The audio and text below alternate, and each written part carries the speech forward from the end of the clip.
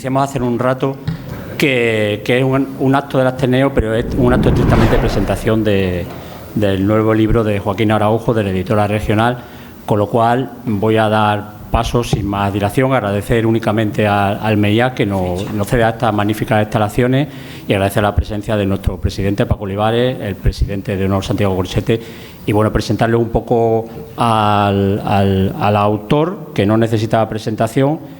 Se va a hacer cargo de la entrada el director de la editora regional, Antonio Giral, y va a tener unas palabras fundamentales el doctor Feliciano Correa. Sin más, le dejo con ello. Bueno, muchas gracias por venir. Muchas gracias.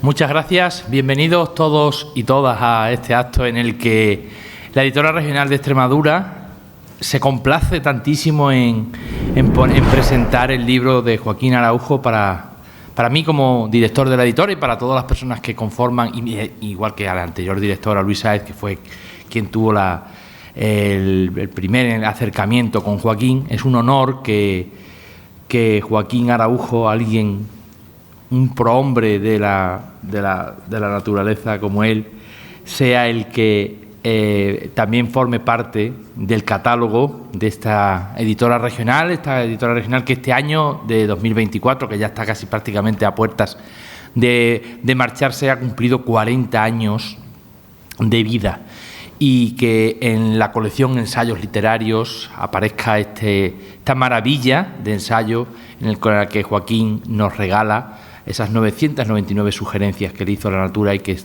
en forma de aforismos. De él nos va a hablar ahora y, como bien decía el compañero, hablar y presentar a Joaquín prácticamente no necesita presentación, pero por la importancia y el nombre tan importante que es en todo lo que es lo que ha sido su vida, podríamos decir, y su ocupación. Pero yo creo que quien mejor nos lo puede introducir, el que nos va a dar las pinceladas oportunas para conocer mucho mejor la obra y al personaje en cuestión, es Feliciano Correa, a quien le doy las gracias encarecidamente por acompañarnos, por estar aquí en este acto, igual que al MEIAC por abrirnos las puertas de su casa, y muy especialmente, eso sí, al Ateneo, porque en cuanto Joaquín me propuso que fuese él le gustaría, lo que más le apetecía era presentar el libro en Badajoz, en el Ateneo de Badajoz. Iván, con la persona que fue con la que primeramente contacté, no me dio más que facilidades para llevar a cabo este acto multitudinario en el que hoy estamos aquí. Y me da mucha alegría también saludar a Santiago Gorchete, que está ya también con el libro prácticamente ya en el horno, nada más que hay que encender un poco el fuego ya para ir dándole calor, para que en el próximo año, en el 2025, tendremos también un libro suyo en la editora regional. No me entiendo más. Feliciano, todo tuyo la presentación de don Joaquín.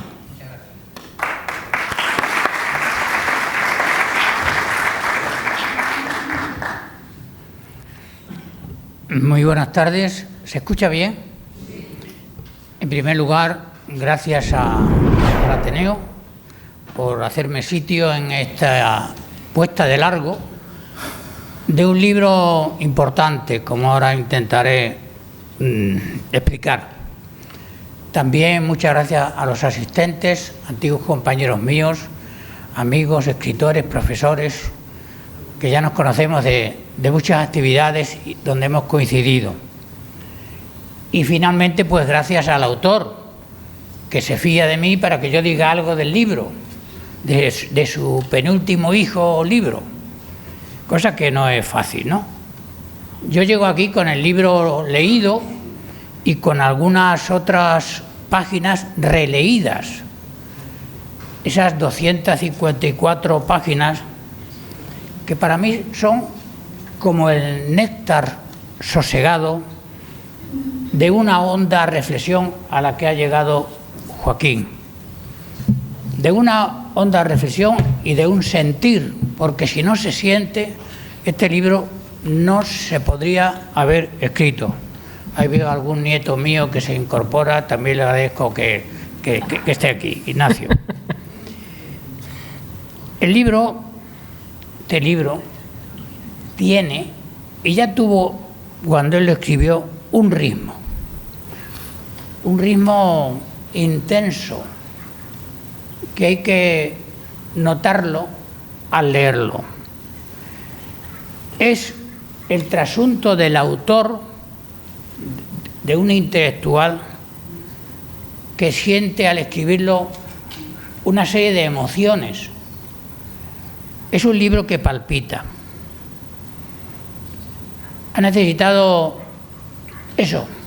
más de 250 páginas para hacernos ver a través de estas sugerencias, que así se titula, ese mundo natural que él tanto ama y al que tanto se dedica. Cuando escribimos, los que escribimos, aquí hay sitio, los que escribimos nos retratamos, aunque no creamos. Una manera de entender al autor es leyéndolo. Y en este tratado hay un ADN de Joaquín Araujo que no puede disimularlo.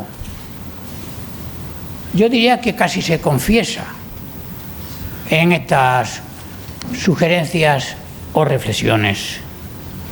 En la página 153 dice lo siguiente: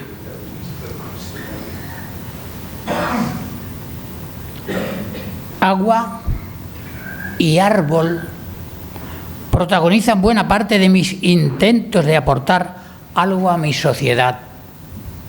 También mi pasión por comunicar y apuntalar mi compromiso en defensa de la naturaleza. Como llevo 45 años, sigue diciendo, escribiendo estos aforismos de la natura, escuchando los susurros de la misma, me resulta imposible precisar las fechas en que pasaron a la condición de palabras visibles sobre el papel. Y sigue señalando en otra parte, en otra página: presumo siempre y mucho de ser campesino.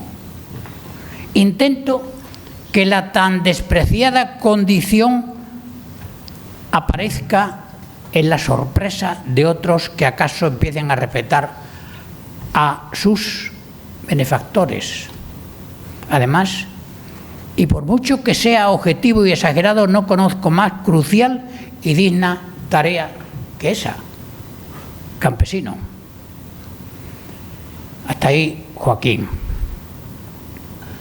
Yo creo que este esfuerzo, que él no puede fechar porque lo ha ido escribiendo a lo largo del tiempo y según se lo ha ido sugiriendo el entorno natural en el que habitaba, yo creo que este libro podía ser imprescindible y muy conveniente para aplicarlo como un manual imprescindible, digo, en la enseñanza de las ciencias sociales, en eso que llaman conocimiento del medio.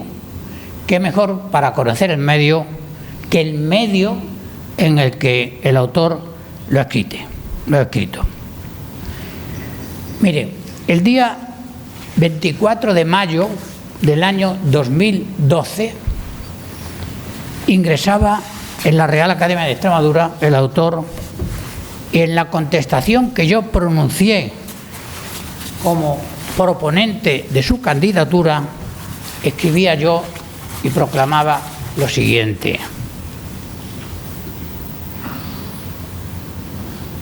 antes, cuando lo primitivo era el calificativo para nuestra especie, el conocer caminaba paralelo al respetar. Entonces, el instinto preservaba la vida propia y la del entorno. Antes, al principio, todo comenzó en torno al árbol, seguía yo diciendo. El árbol daba cobijo. También lo hacía el manzano que cuenta el Génesis, porque el árbol ha sido siempre para el hombre una referencia. Daba frutos y sombra y leña, y hacía el bosque. Y era el árbol una referencia para saber del mundo, el árbol de la ciencia, y también una referencia de orden moral, el árbol de la ciencia del bien y del mal. Y en esos albores de la especie humana, el hombre no quebraba la rama que le daba de comer. Y decía yo esto porque ya conocía el pensamiento del autor sobre la natura y sabía que su propósito era resistir ante la barbarie, frenar a la barbarie si era posible. Decía él que todavía lo esencial es gratis, pero que eso no será siempre así. Y puede acabar ganando la barbarie, digo yo, si no se suceden, cosa que es difícil, personajes como Joaquín Araujo. Yo amo la naturaleza, pero no he conocido a nadie en mi ya larga vida, a persona que sepa entender a la naturaleza como el autor que esta noche tenemos con nosotros. Y es que en sus confesiones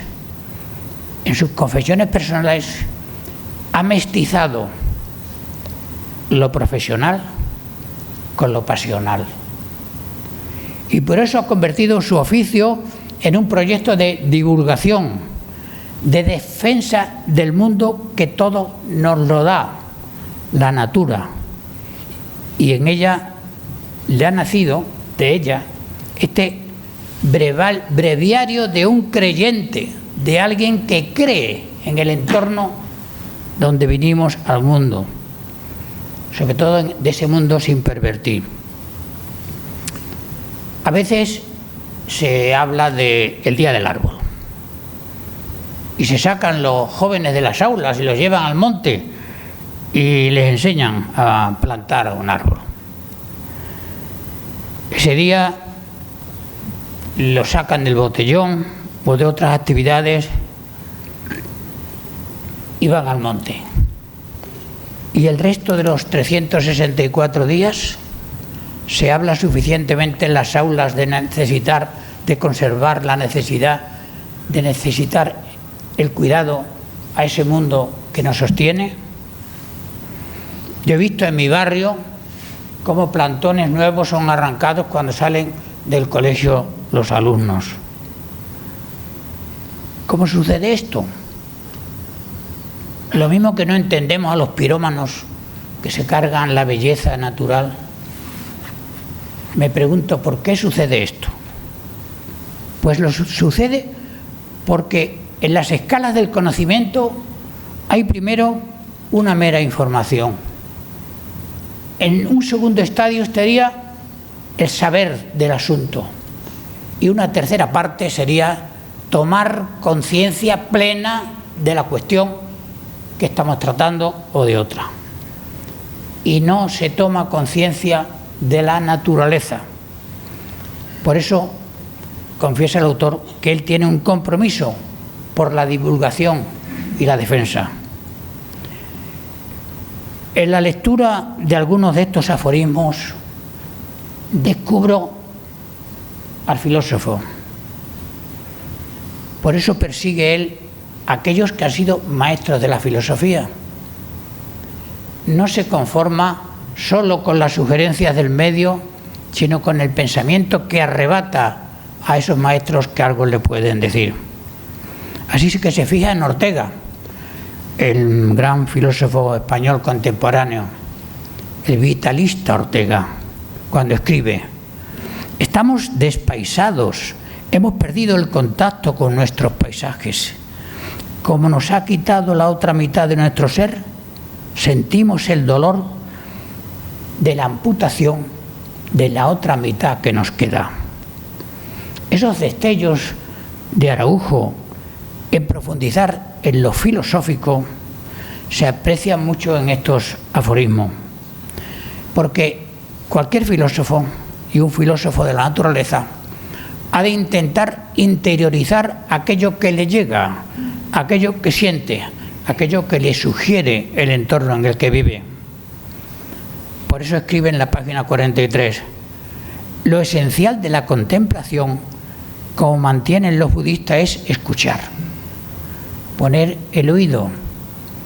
Escuchar este libro hubiera sido imposible, dice, sin miles de horas de escuchar allí donde no llega el ruido. Cuando estudié en los cursos comunes de filosofía en la Universidad de Zaragoza primero y luego en la de Deusto, aprendí que el primer estallido que hace saltar el muelle de la curiosidad por saber es el sorprenderse, el asombrarse ante la realidad, y es cuando nos empezamos a preguntar el porqué de las cosas. Ese silencio en el que el autor ha producido estas letras le han sugerido cosas por la admiración y sobre todo por su pregunta ante el entorno, por el asombro. Por eso dice en la página 83: aunque resulta imposible definir la vida, ya que supondría empequeñecerla, hay que aproximarse, acercarse. Estos son unos pocos intentos, todos ellos nacidos, y aquí está la clave, del asombro, de la admiración y para él también del respeto. Cuando he leído sus sentencias, algunas, llego aquí, como he dicho al principio, releídas, y algunas me han hecho levantar la cabeza del libro pensando que, aparte de sus prédicas incansables y de sus ediciones ininterrumpidas, ¿qué es en realidad Joaquín Araujo, nuestro autor de esta tarde? Y me he tenido que responder: Araujo es un místico del aire, alguien que logra el arrobamiento interior. En él habita ese saberse desprendido de lo inútil que daña, y se consuela y mejora y se mejora con la contemplación que vivifica. He dicho que estamos ante un filósofo de la naturaleza, al tiempo que invita a desprenderse de esa costumbre dañina que tenemos los depredadores, que somos los humanos. Por eso su verbo es frecuentemente poético. Ya su ingreso en la Real Academia titulaba Éticas y Poéticas del Paisaje. He traído algunos ejemplares de su defensa el día que ingresó en la Academia. Filósofo de la naturaleza, he dicho, y que invita a desprenderse de esa costumbre de agredir. Y actúa así por devoción y por vocación. Pero claro, para transmitir esto, la prosa le resulta escasa. Necesita la lira, la poesía, porque solo con ella puede dar forma verbal para transmitir esas cosas que siento. Mirad, dice él, miro a menudo hacia donde parece que ya no hay nada. Miro hacia el cielo. Así mi mirada se convierte en pájaro que anida en la leve transparencia de lo etéreo. Joaquín, maestro de la caligrafía y del juego de palabras, del juego del lenguaje, actúa como un malabarista que utilizara el trapecio del que cuelga para moverse libremente en expresiones suyas, escritas todas con voluntad profunda de transmitir lo que siente, pero sin estridencia. De modo que, curiosamente y también hábilmente, hace cabalgar el vocabulario a su gusto, como si fuera un domador de letras, pero sin látigo, amablemente, y también sin timideces en sus creaciones. Todo ello pensado con el propósito de mejor transmitir lo que sabe, que es lo que siente. Algo que me sorprende de él, que lo conozco hace años, es como en un mundo tan utilitario, tan invasor, tan depredador, tan alejado del cuidado de la natura, él no se haya contaminado. De modo que en estos 999 trayazos reflexivos, tan estimulantes para la meditación, esté mostrando que permanece liberado, libre del equipaje de los convencionalismos sociales que tanto le rodean y nos rodean a todos. Es más, en su trabajo como escritor se ven, esto es importante para mí, como los destellos de un léxico virgen, no manido, pues vemos en lo suyo una innovación de sus letras a base de saber el vocabulario, huyendo de los tópicos, huyendo de los lugares comunes que están demasiado sobados, lo cual hace que tengamos a Joaquín enganchado a eso que ama y que mantengamos la atención a lo que cuenta. Viene a decir, dice, contemplar también consiste en que de pronto descubre que la vista está vistiendo a lo visto. Es decir, como si el objeto necesitara el acompañamiento visual para completarse. Lo mismo que la muerte completa la vida, el vestir los objetos, el vestir el paisaje, el verlo, supone rematarlo, terminarlo, completarlo.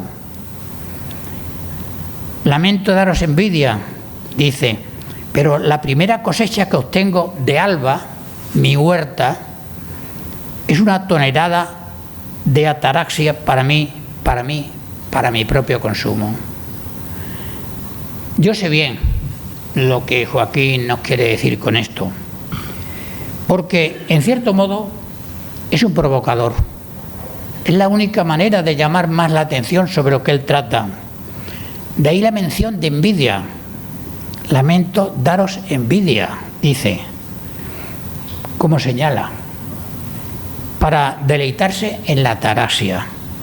La ataraxia es la tranquilidad del alma, el sosiego logrado, la serenidad alcanzada, de modo que en ese relax del espíritu el ánimo se hace imperturbable. Para mí es un personaje único, que tenemos la suerte de haberlo conocido. Es un geómetra, pero no de la geometría, sino de la escritura. Pues no solo usa las letras para transmitir conceptos, sino que también quiere atrapar y llevar al lector desde el ronzal de las formas, las mayúsculas, la grafía, las admiraciones, los dibujos, las barras, los guiones, la repetición de las letras iniciales, como bosque con B mayúscula y B pequeña, con dos Bs. Y capítulo muy interesante para mí, por su condición de filósofo profundo, el que titula en la página 77, que titula con 77 definiciones de lo que llama definiciones de vida. Y dentro de esas dos alcayatas, que es el número 77, dice así: la vida es un préstamo no solicitado que te concede el tiempo y nunca se termina de pagar porque tu tiempo no dura tanto.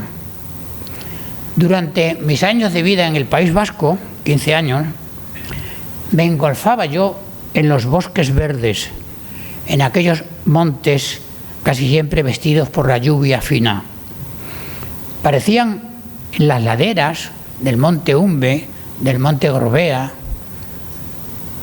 aquellos árboles parecían como novias vestidas con un fino manto de organdí. Ese sano vicio, valga la aparente contradicción semántica de embelesarse en medio de los árboles, lo retomé en mi dehesa cercana, donde he contado hasta 75 pies por hectáreas en aquellos lugares de higuera de Varga, de oliva de la frontera, de zaínos, a la sombra del monte de San José. Ahí el sotobosque mantiene la humedad del suelo, creando umbrías que son sanatorios para domiciliarse muchas especies durante el estío. Imbuido mi ser por ese toque mágico, cuando el año pasado se me encargó que pronunciara la conferencia inaugural de la Real Academia de Extremadura, escribí lo siguiente: una de esas lámparas que siempre han alumbrado mi atención como pensador curioso es el entorno natural que vivimos, lo que llamamos la naturaleza. La amo sensitivamente y hasta románticamente, y sabiendo mi condición de ser limitado, aún más, pues la grandeza infinita de ese espacio coronado con manto de estrellas sobre bosques habitados por seres prisioneros es un mundo apasionante. Entre la masa forestal, unos llevan plumas y pían, y otros se cubren con pieles y rugen. De pequeño solía dormir en los veranos sobre la parva de la era en un pequeño campo, propiedad de mi abuela materna. Ella, por la noche, ponía un paraguas sobre mi cabeza para que al esparcirse el rocío de la madrugada no me dañara. Pero antes de dormirme, nada se interponía entre mis aprendices ojos y ese universo inalcanzable. Y ahí, entre la duda y la conciencia de lo poco que yo era, se fue engendrando en el útero de mi curiosidad una tensión.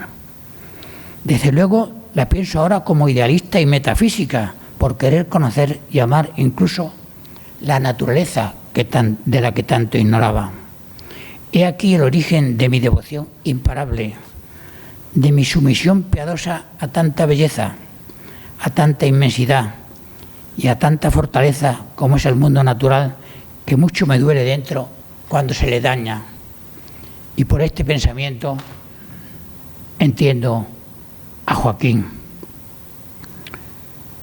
De modo que, por fortuna para mí, no puedo entender el decir, e incluso puedo entender el decir y el sentir del personaje que esta noche está con nosotros. Y otro aspecto que veo en su obra es su preocupación por lo social, una inquietud que le duele dentro y que va mestizada con toda esa literatura que produce, cuando habla, por ejemplo, de la España más saqueada que vaciada. La extinción, dice, de la cultura rural ha dejado viudos a la mayoría de los campos de este país. Y yo agrego que con esa extinción de la cultura agraria que viene desde el Cuaternario, muchas palabras de aquel mundo que heredaron nuestros padres y nuestros abuelos y que nos ha llegado solo en parte a nosotros, esas palabras, muchas de ellas, están muertas o moribundas.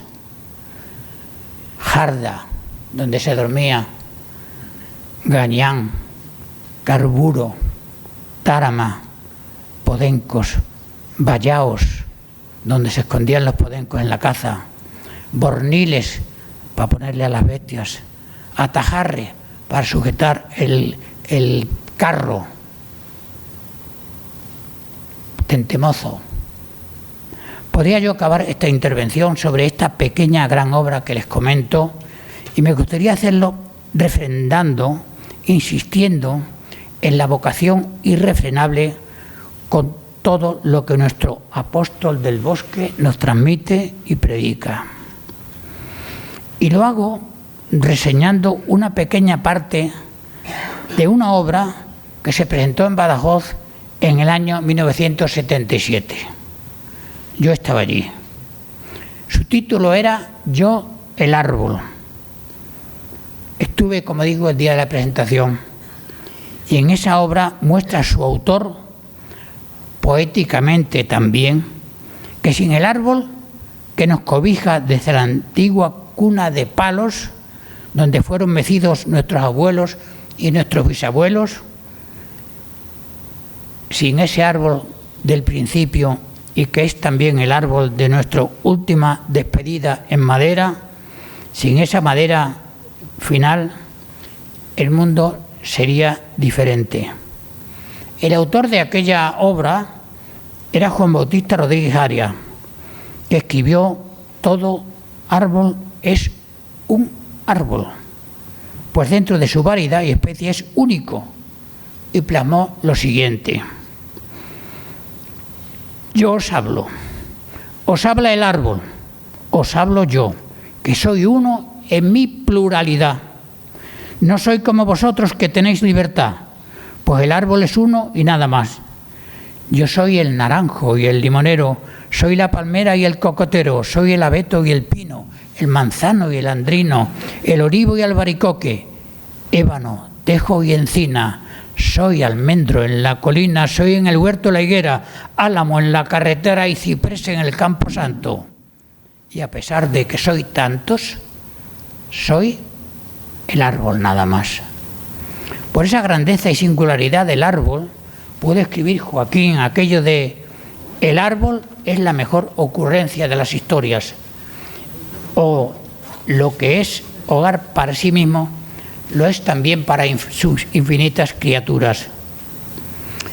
Y voy cerrando al decir que por amar tanto lo que predica, ha incorporado su predicación a su ser. Mirad, cuando Lola Herrera estuvo representando en el Teatro Marquina de Madrid y en otros lugares después su obra 5 horas con Mario, de Miguel Delibes, confesaba que por el ejercicio constante de su trabajo en la escena llegó a no distinguir entre lo profesional y lo personal. El ejercicio teatral había transfundido el argumento literario a su propio ser. Eso viene a suceder con Joaquín, que lo que cuenta lo siente, y lo que siente llega a ser parte de sus convicciones, y no puede ya, aunque quiera, librarse de esa sana adicción que siente y transmite. Por eso, a la hora de regalarnos estas sugerencias, lo hace de esta manera, dedicándola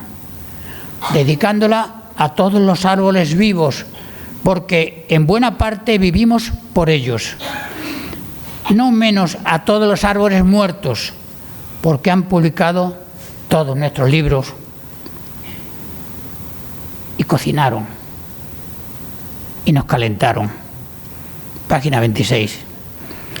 De modo que el autor se ha convertido en aquello que es argumento de su prédica. Por tal situación resulta que, aunque veáis al autor vestido de hombre, que anda como un hombre, que tiene un sombrero como un hombre y que piensa como un hombre, resulta que en el fondo todo eso que vemos es una apariencia. Cuando escribe, hace de emisario del mundo que defiende. Él es natura, embajador del grito desgarrado de la natura. No he encontrado otro igual, ni esos otros que han tenido tanto espacio en televisión. Él es distinto, porque su espíritu se ha impregnado tanto de lo que defiende y ama, que más propio sería asignarle por nombre natura, por primer apellido bosque y por segundo apellido árbol.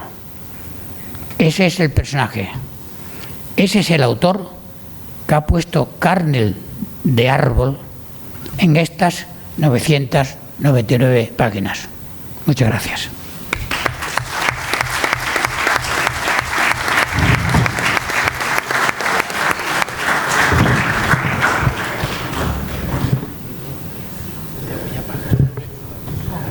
¿Te pones allí? Vale.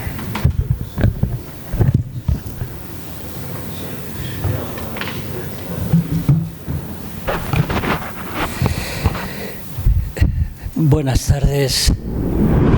Queda absolutamente patente que un caudaloso manantial de generosidad acaba de ser vertido sobre sus tímpanos y que hay mucho de amistad directa, de esa forma de comprensión que va diluyéndose también por estereotipos de conductas sociales y sobre todo seriamente dañada en los últimos años por el imperialismo más preocupante que ha puesto el ser humano sobre la piel del mundo y que se llama mentira.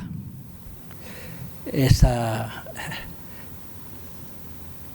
amenaza global, mucho más grande que cualquiera de los 6 colapsos que esta civilización ha tenido el mal gusto de encender la mecha de 6 catástrofes encadenadas que pueden evidentemente ser muchas más devastadoras que la ignorancia, que también es consecuente con la violencia de esta especie.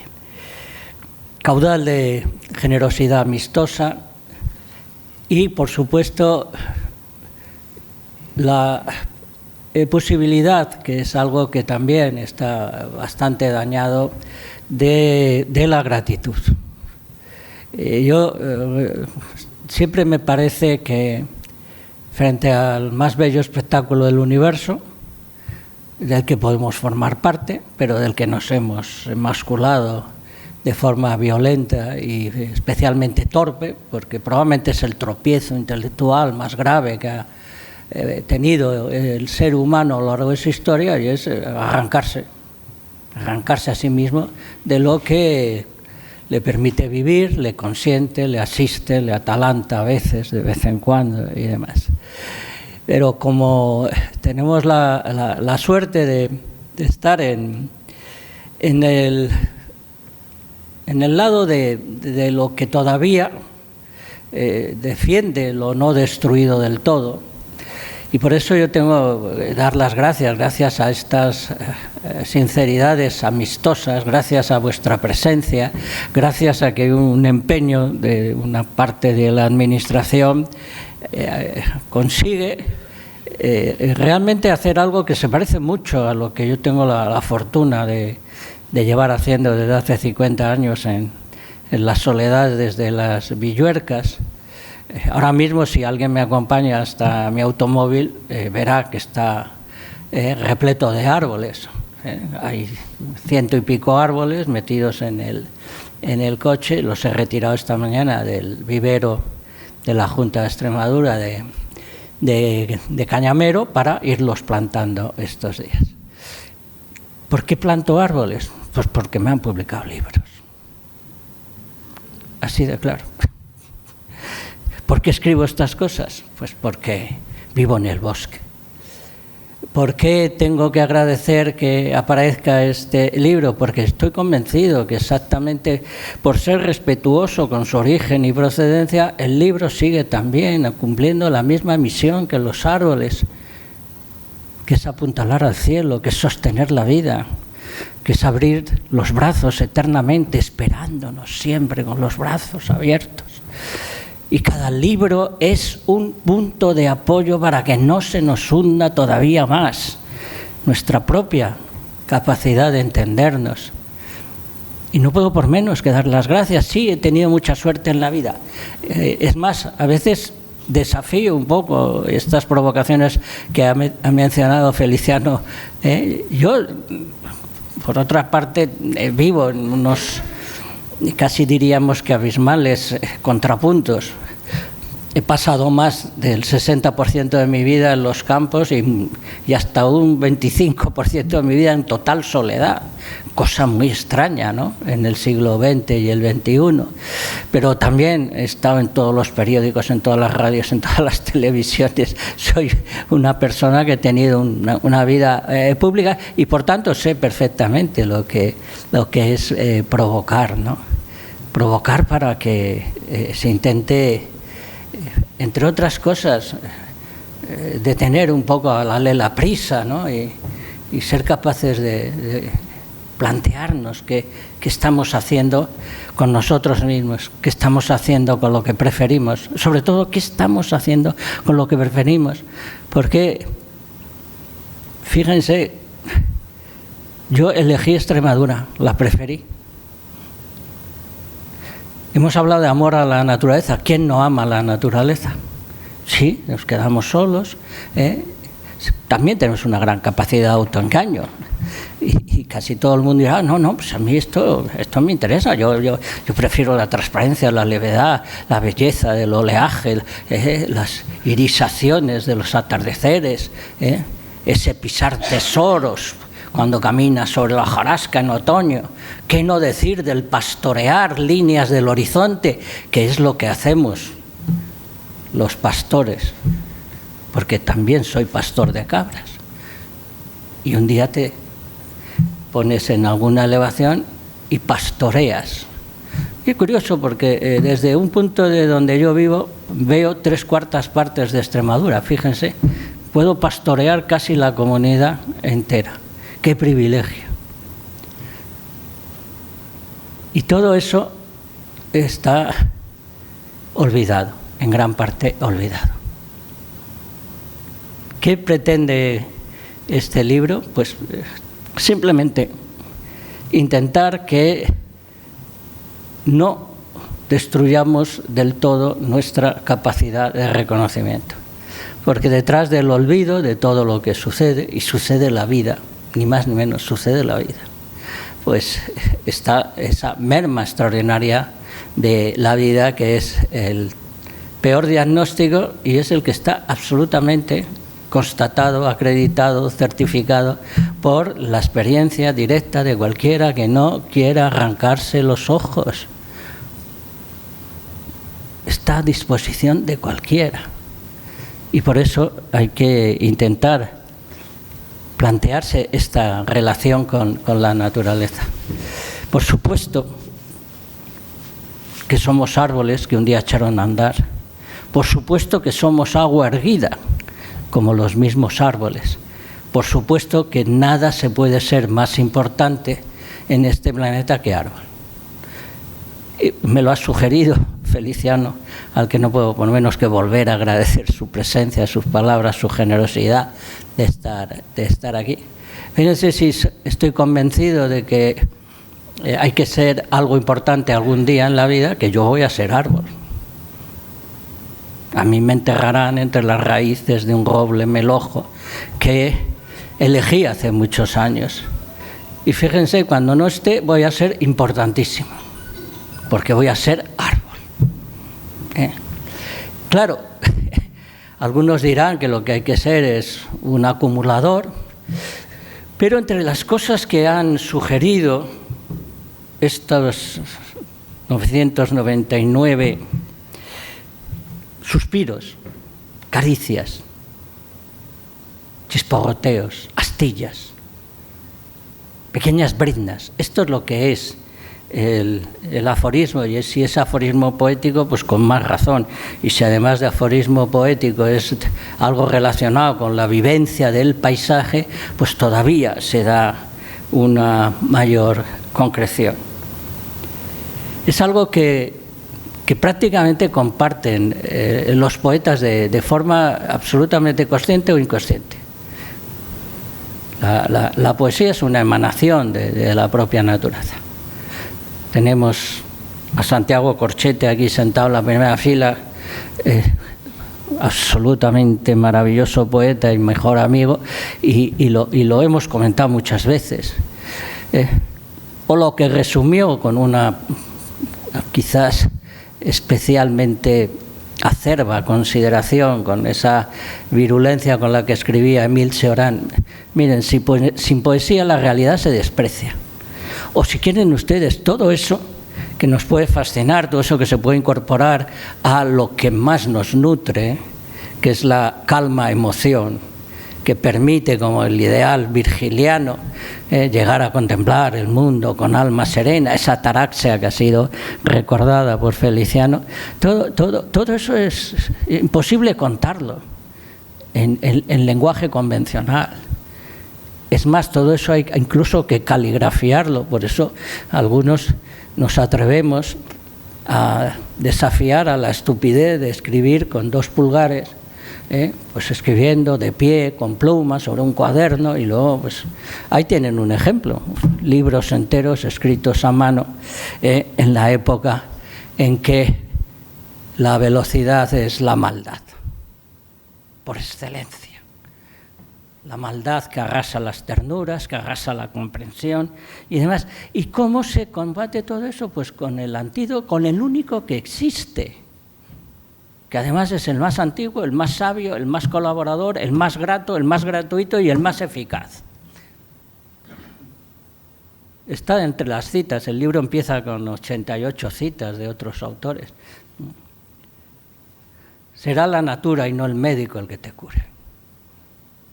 Todo médico, los médicos de verdad, saben que el cuerpo sabe más que los tratados de medicina. El tendón de un dedo de tu mano avergüenza a todas las máquinas, dijo Walt Whitman. Pues es así, por mucho que quieran. 16 neuronas del lado izquierdo del hipotálamo avergüenzan a la inteligencia artificial. La avergüenzan.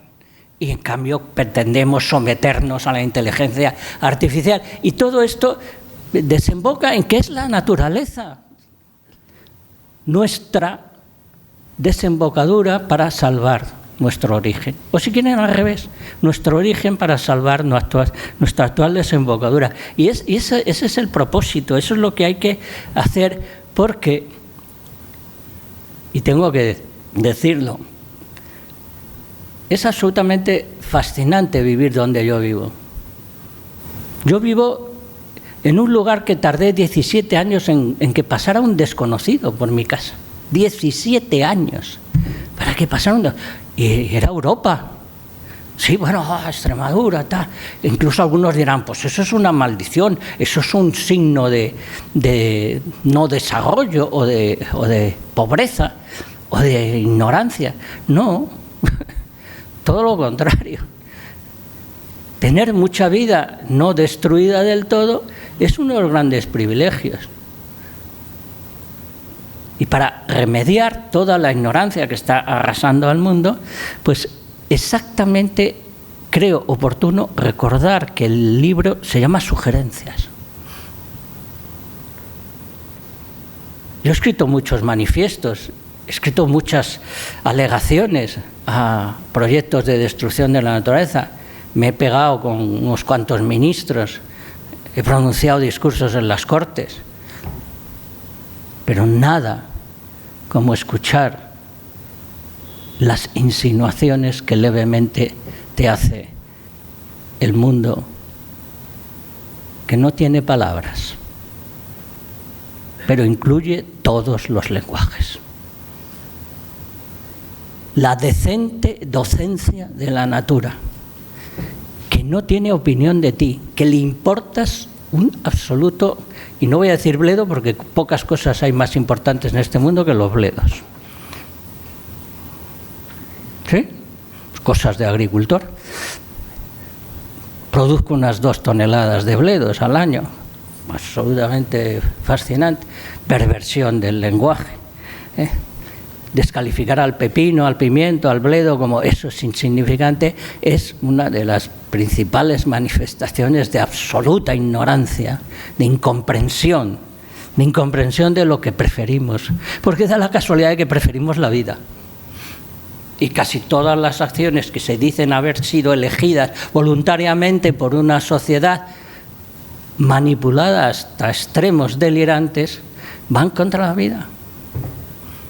Por eso hay que aceptar la decente docencia del que no quiere contar nada que no sea cierto. Fíjense, frente a la pandemia imperialista de la mentira, ¿qué es lo que pasa cuando te emboscas?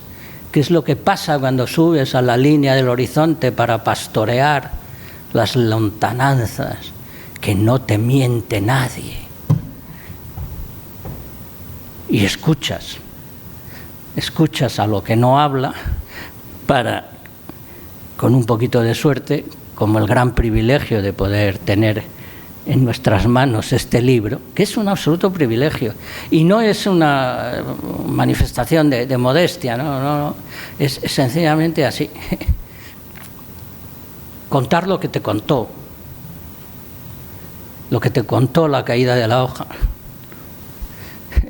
Anécdota, porque aquí hay varios escritores. Uno de mis libros empieza con la descripción de la caída de una hoja de un tilo. Necesité 16 páginas para contar la caída de una hoja de un árbol. Y está a la disposición de quien quiera leerlas. En realidad, tengo que agradecer mucho a esta tierra, mucho a los extremeños y a Extremadura.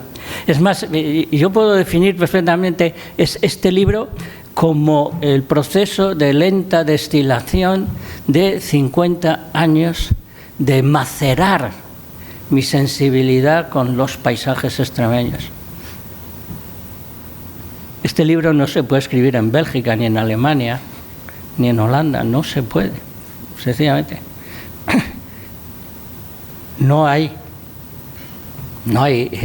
la fecundidad, no hay las posibilidades de entender qué es el agua, de entender qué es la fertilidad, de entender incluso que es un ave cantando. Y da la casualidad de que todos esos elementos de la natura,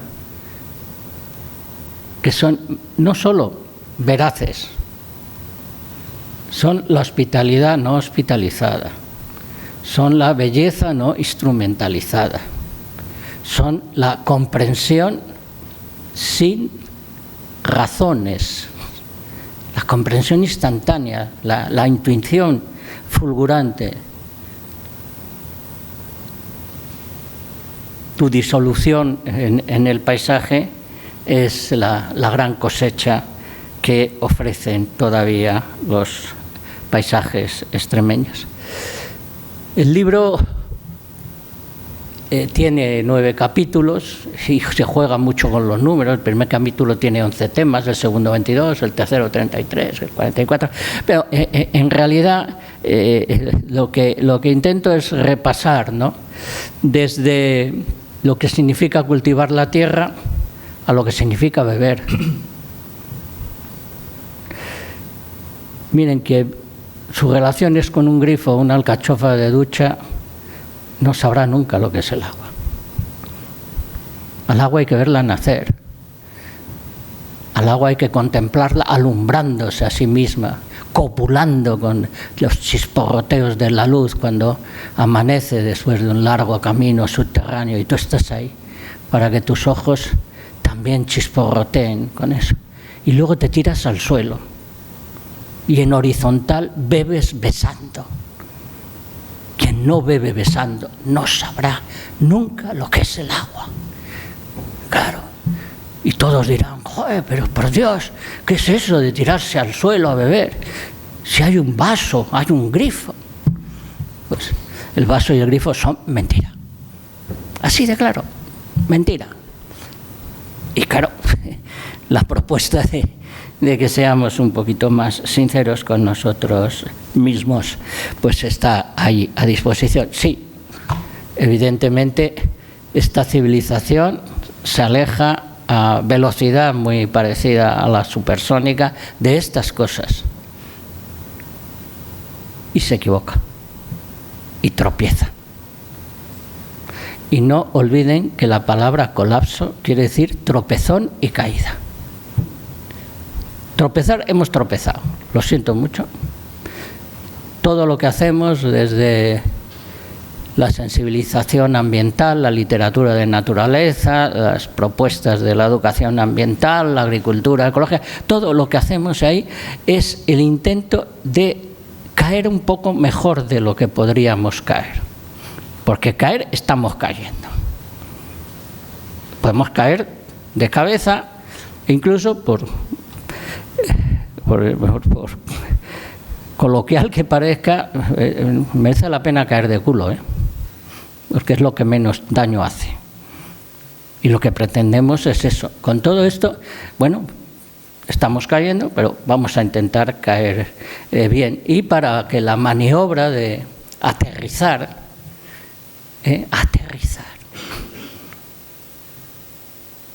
aterrizar es entrar en contacto con la tierra, precisamente, que es uno de los temas del libro. Pues precisamente para eso existen estas propuestas. Estas propuestas que no necesitan generar ningún tipo de ganancia, solo un poco de comprensión. Y esto se lo debo a Extremadura y os lo doy las gracias por eso, porque pocos regalos hay más importantes que el haber intentado aprender a vivir y haber aprendido a vivir un poco. Y solo se aprende a vivir un poco cuando se vive con lo viviente, con lo que fluye, con lo que no necesita la palabra, no necesita el dinero, no necesita la codicia, no necesita la acumulación. Solo necesita que la dejemos seguir siendo bella. Mi querida esposa, la natura. Gracias y que la vida os aplaude.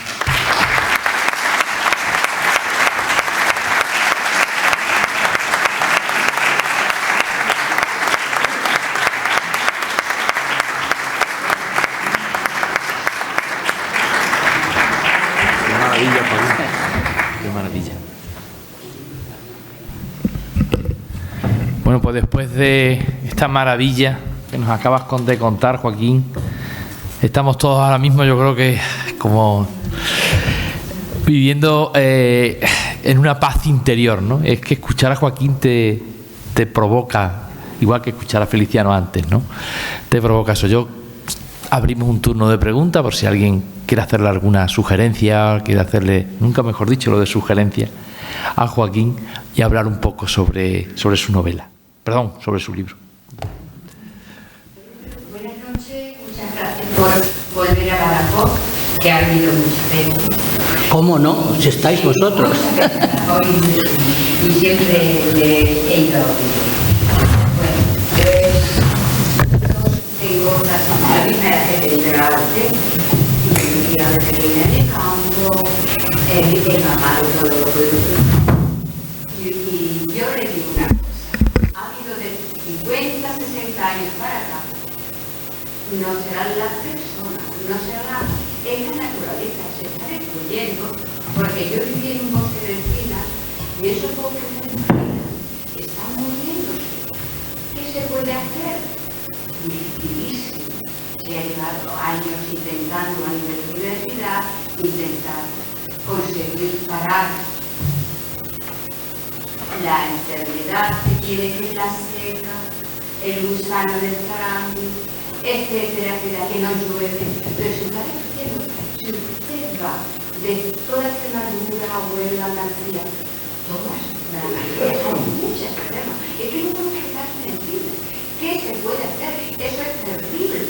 Porque Extremadura, por lo menos, la provincia de Badajoz, Cáceres no puedo decir, no es diferente de nuestra climatología, pero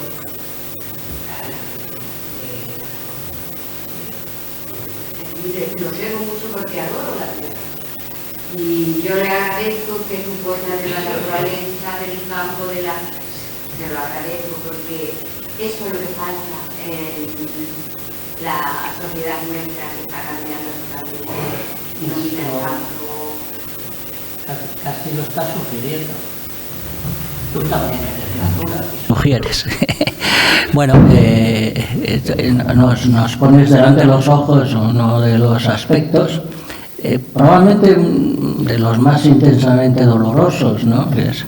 Yo cuando veo morir a una encina por la seca, y abro paréntesis porque es un perfil autobiográfico y yo tengo la suerte de haber plantado muchísimos árboles, uno por cada día que he vivido,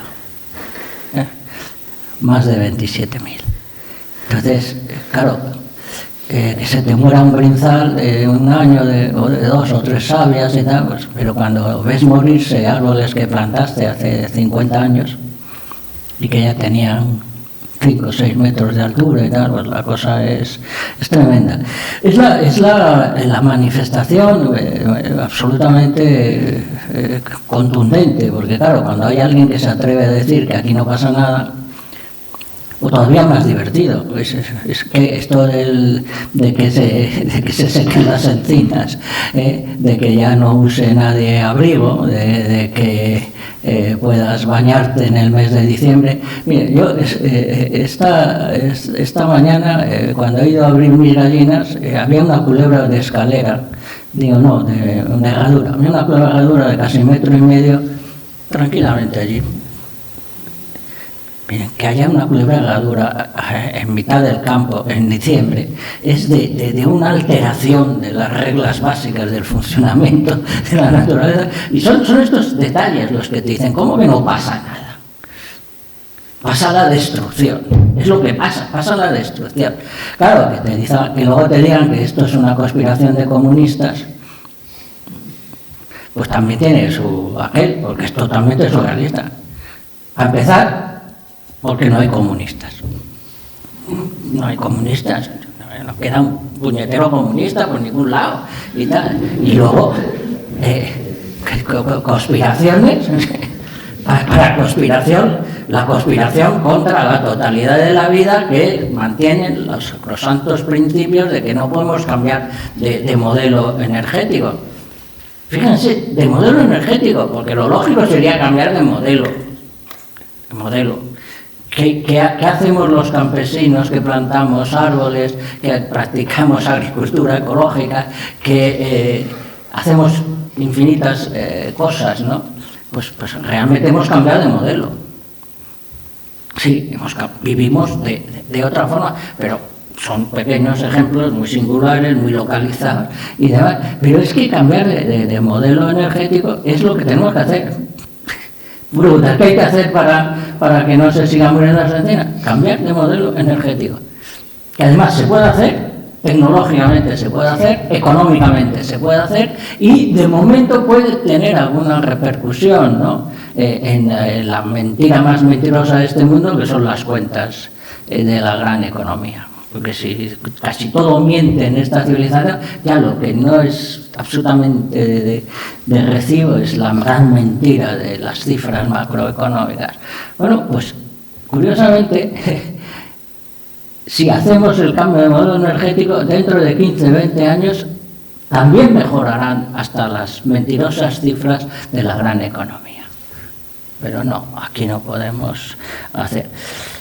Pero lo más importante es, en el fondo, es considerar que cualquier cosa que podamos hacer desde la pequeñez, la insignificancia individual de cualquiera de nosotros, hay que hacerlo.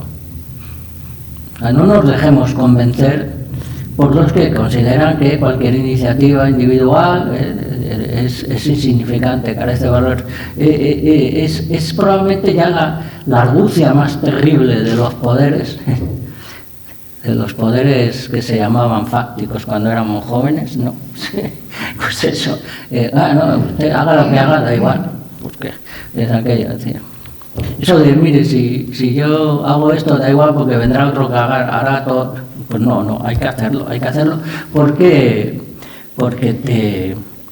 te compensa, es decir, ser un poco coherente, poder no mentirte a ti mismo, saber que estás un poco en el lado de lo que prefieres, y es que además es estar al lado de lo que prefieres, pues eso es lo que hacer. Yo no lo puedo tener más claro. No hay que rendirse, por mucho que en estos momentos, pues a pesar de que hemos avanzado muchísimo, porque los que tenemos una edad, Cuando se fundó Adenex, pues fíjense ustedes, un puñado o un poco antes, cuando se fundaron las primeras organizaciones de defensa natural, pues unos pocos cientos de personas, no había nada, no había ni organizaciones, y ahora hay miles de grupos, hay miles de personas implicadas, hay miles de concejalías de medio ambiente, hay muchas cosas. Bueno, no ha contrapesado.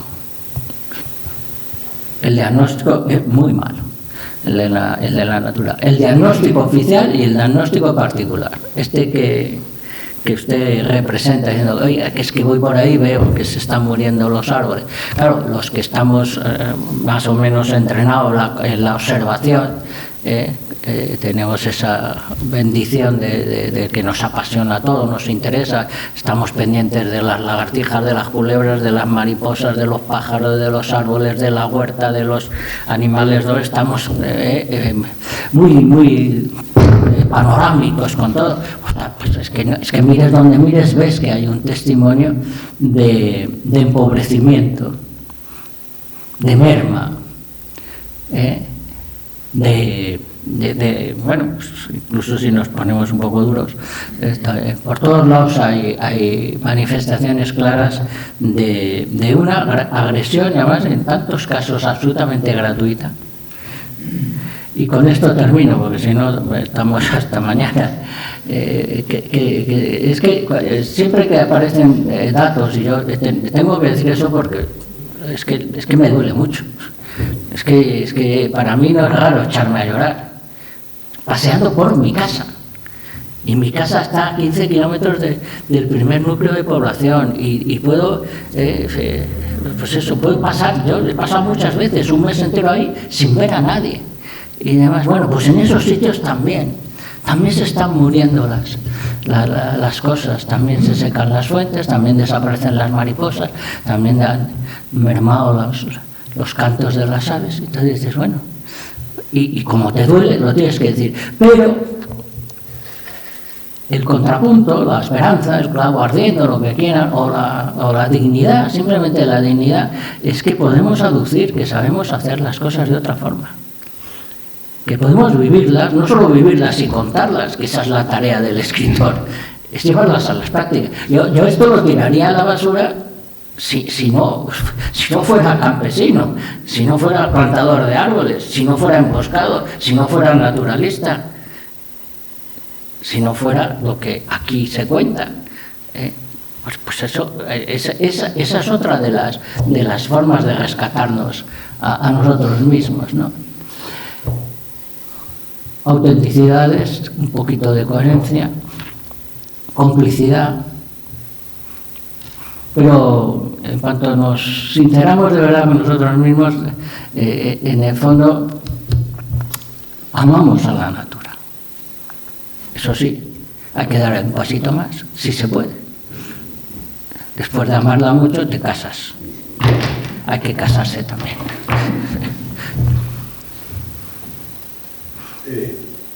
Buenas tardes. Yo aquí una pregunta.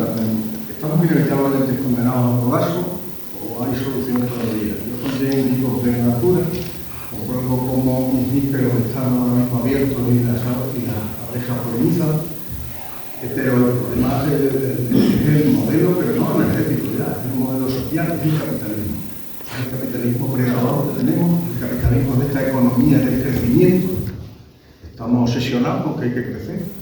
Como dice Carlos Taylor, yo pienso que lo que hay que hacer es crecer. Entonces, a mí me gustaría saber cómo se cambia este modelo. ¿Cómo pasamos de esta economía absurda, predadora, de este capitalismo de desigualdades, de este capitalismo predador del medio ambiente, a una sociedad razonable, como la que dice usted? ¿Cuáles son? ¿Cuál es el camino que podemos afortunadamente, no. Esto que tenemos y volver a empezar. Bueno,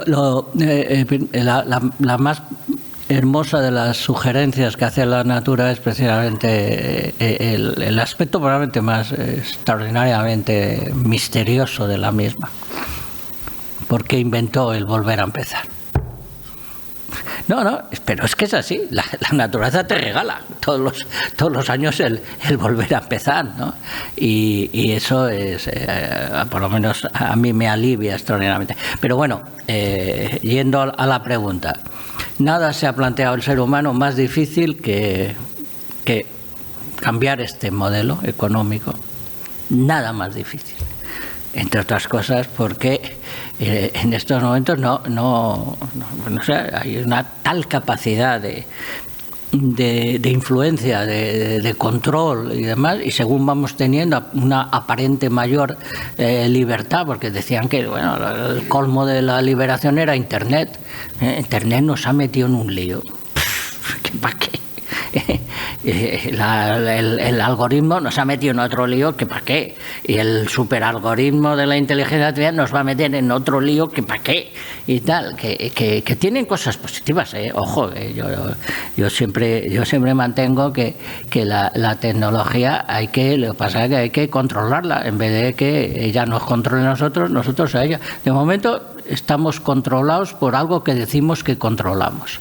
Y este es el gran artificio de esta civilización, y por eso se mantiene. Y por eso todavía nos pueden quedar años de ir a peor, porque se va a multiplicar. Pero que sea la tarea más difícil no quiere decir que no se emprenda. Y que no se emprenda incluso individualmente. Por supuesto que individualmente no va a cambiar el modelo, pero hay que estar entrenados. Hay mucha gente que me dice, ¿y para qué tú, un señor que escribe libros, que hace películas, que no sé qué haces ordeñando cabras? Y yo siempre digo, pues estaré entrenándome, me estoy entrenando. Cultivo la querida Alba, mi huerta, ¿y qué hace? Pues también puedo vivir perfectamente, ¿sí? Yo consigo casi el 80% de lo que como con mi huerta, pero me estoy entrenando. Y esto lo podemos hacer todos. Y no me refiero exactamente a que todos nos pongamos a cultivar. Todos podemos empezar a trabajar en nuestra... Ahora mismo, ¿qué desobediencia más hermosa que el convencer a tu comunidad de vecinos si vives en un edificio, convencer a tu alcalde y a tu ayuntamiento si vives en un pueblo, pues hacer una comunidad de consumo energético? Es lo que más les fastidia inicialmente. Porque empiezas a ser tú productor y no te están vendiendo la energía. Y como tú eres el productor, el que produce sabe consumir un poquito mejor que el que no produce. Y en todos los sentidos.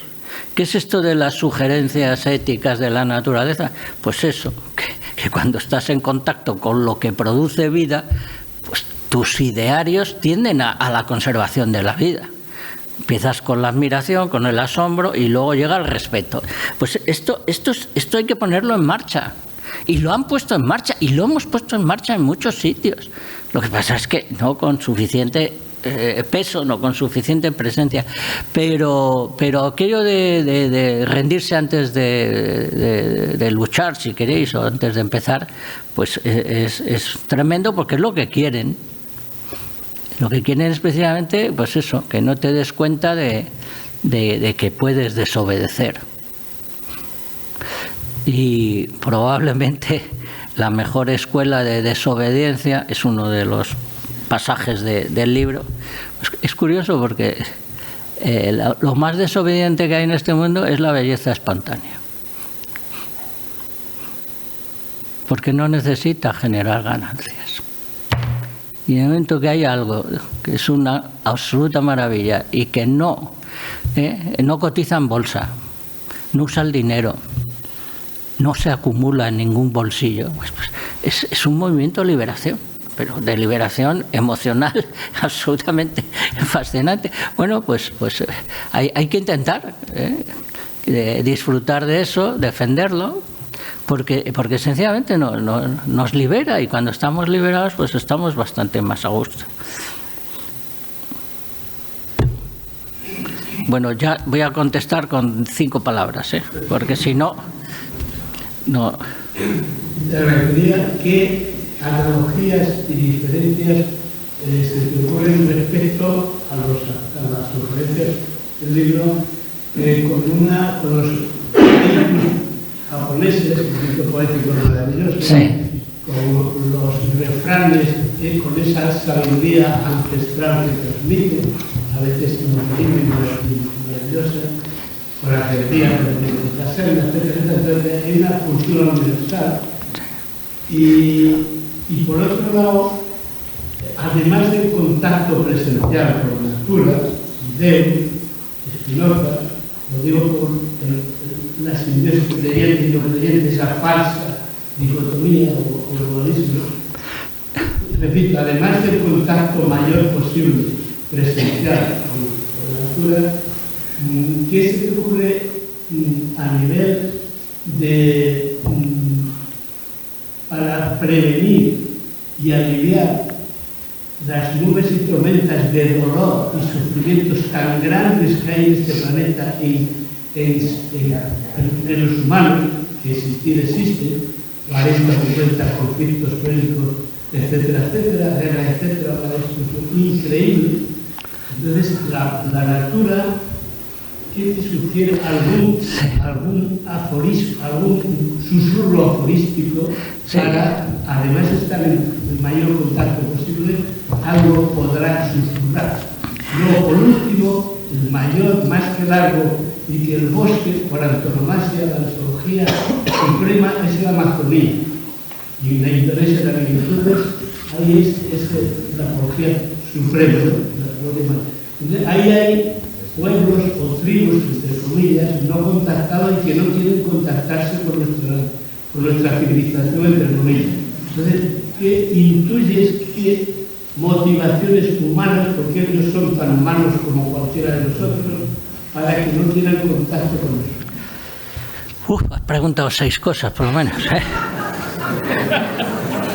No me acuerdo de la primera. Sí. Bueno, no, hay que ser breve porque si no, bueno, yo aunque tengo que volver a Villuercas, que es un paseíto, yo aguanto hasta las 12 de la noche, o sea que bueno, primero, todos tenemos un parentesco directo con Spinoza como filósofo, evidentemente. Somos de esa línea, dentro de la historia de las ideas.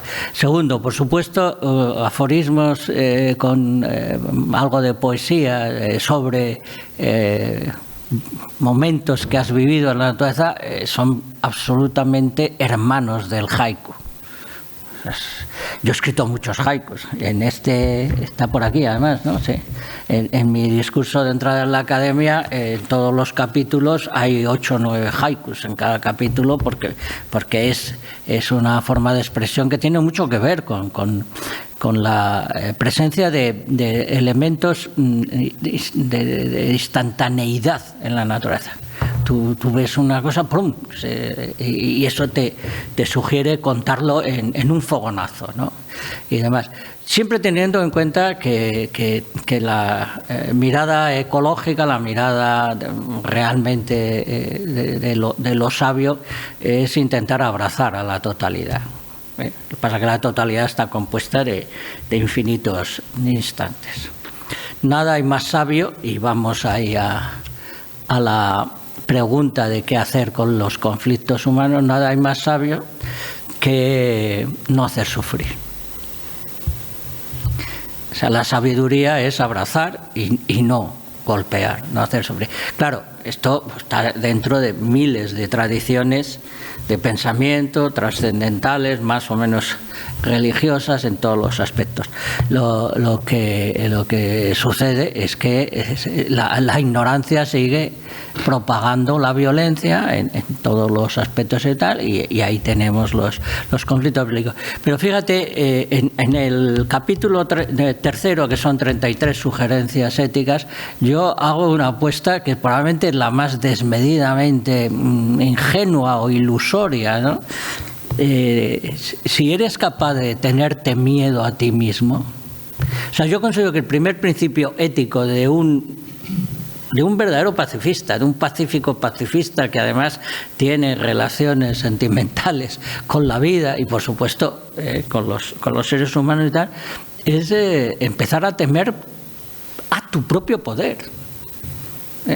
Y esto casi nunca figura, esto no figura en casi ninguna de las líneas filosóficas de la filosofía moral de todos los tiempos.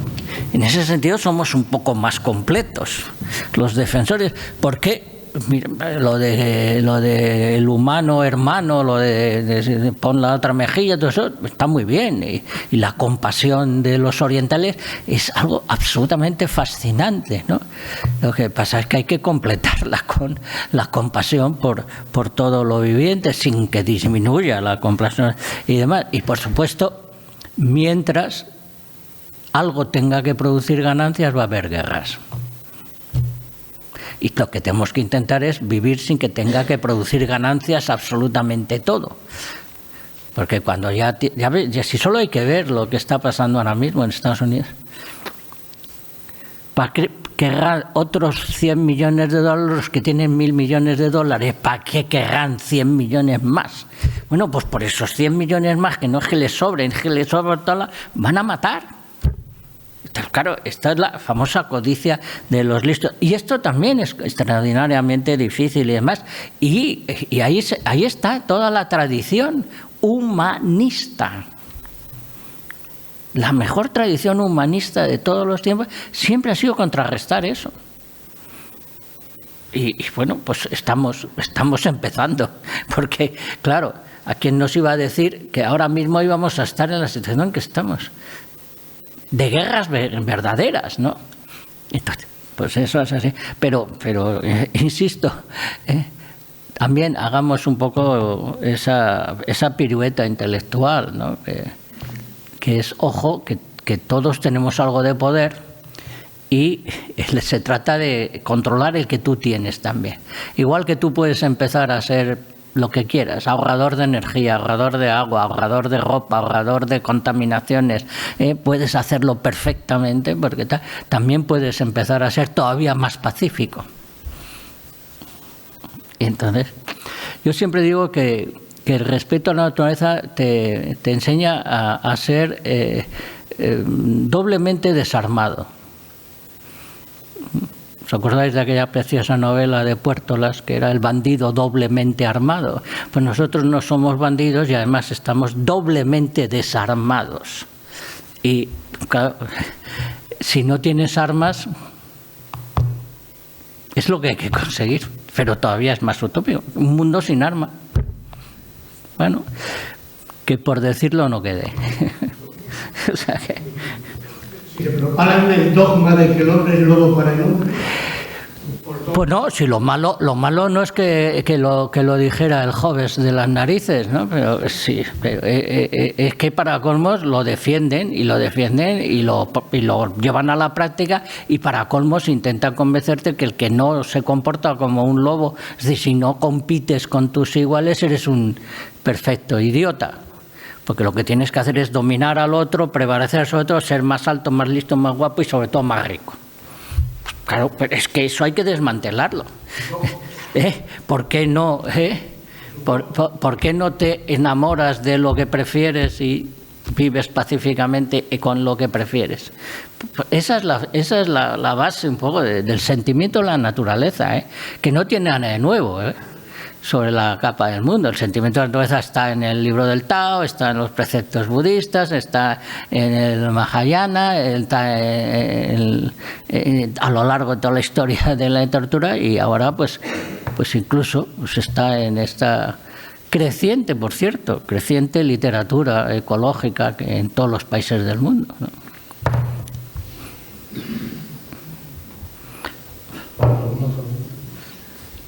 Yo, no, como no amante de la vida de la naturaleza, en todas estas cosas, que son aquí, pero el tema, pues es que me acuerdo de un libro que una persona que para mí tuvo una gran hazaña, una gran obra, que es el maestro Pedro Lirio de la Fuente. Entonces, pues a mí me recuerda mucho todo lo que haga. Entonces, no sé, me sugiere de que le pregunte que nos haga una valoración de la obra de este hombre y luego también, pues, no sé si ha habido un antes y un después, o ha habido un antes y un después, porque para mí, de esa persona, la sabiduría innata. Tocas el tema probablemente más delicado en mi propia vida. Primero porque yo trabajé con Rodríguez de la Fuente. Los 6 últimos años de su vida yo tenía mi despacho dentro de casa de Rodríguez de la Fuente. Rodríguez de la Fuente y yo no nos parecemos en nada. Y soy la persona viva que mejor conoció a Rodríguez de la Fuente. Porque le conocí trabajando, le conocí en familia, le conocí de juerga, le conocí en todos los ambientes. Discutíamos de todo lo divino y lo humano y por tanto, sí, tuvo una gran influencia sencillamente porque fue un fenómeno de comunicación a través de una tecnología concreta. Y eso es indiscutible. Y hizo una labor de un conato inicial de sensibilización con afiliaciones muy significativas y muy importantes. Pero claro, vivimos en una sociedad, mire, de la misma forma que hay que tenerle miedo al propio poder, hay que renunciar a los liderazgos. El mejor líder es el que no lo es en absoluto y tal. Y Rodríguez de la Fuente fue un líder, pero fue un líder absolutamente centralizado en una cuestión, curiosamente centralizado en la codicia. Pues ahí está un poco el asunto. Y yo le reconozco, yo mismo tengo 2 obras escritas sobre Rodríguez de la Fuente. Yo he escrito 2 biografías sobre Rodríguez de la Fuente. Pero en cualquier caso hay que distinguir entre lo que es un fenómeno social muy bien llevado por una posibilidad de influencia directa con un medio que estaba perfectamente controlado por unas determinadas fuerzas económicas y políticas, y lo que es un elemento de social, de cultura desde la base, de sentimentalización del mundo, de filosofía, de naturaleza. Y en ese sentido, lo que hay después de Rodríguez de la Fuente es infinitamente más y mayor, porque es mucho más abierto, mucho más democrático, con muchos más cientos de personas, con muchos más imitadores incluso. Lo que pasa es que vivimos... porque vivimos en la sociedad de que, miren ustedes, hasta los presidentes de los países más poderosos son inviables sin su sociedad. ¿Por qué esa sacralización de un elemento concreto? Esto es lo que hay que ser capaces de distinguir. Pero, por no alargarme más, después de Rodríguez de la Fuente se ha hecho infinitamente más, infinitamente mejor, infinitamente más importante que lo que hizo Rodríguez de la Fuente. Pero él era famoso por las circunstancias que le rodearon.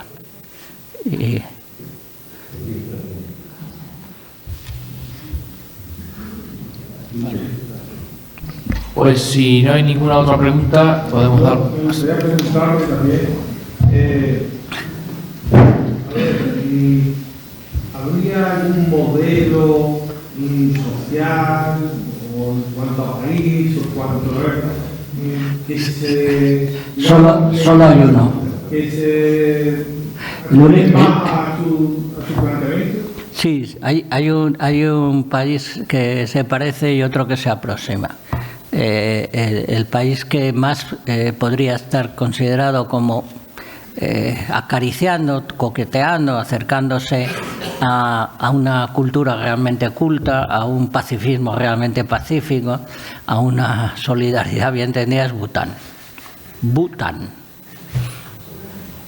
Y luego hay un país que está ahí a media distancia, que es Costa Rica. Costa Rica no solo es un país sin ejército, es el país en que la gente realmente se siente orgullosa de sus bosques, de sus aguas, de su naturaleza. O sea, vas a Costa Rica y la gente igual que aquí te pueden decir, vamos al Teatro Romano Mérida, mira qué cosa, o presumes de lo que quieras, ¿no? Allí se presume de vida palpitante, tal. Son los únicos 2 países que tienen. Luego está, antes se ha mencionado allí, las culturas nativas. Claro, las culturas nativas que están todas acogotadas. Las culturas nativas, en la inmensa mayor parte de los casos, son perfectamente compatibles con sus entornos. Desde una vía de sacralización del entorno,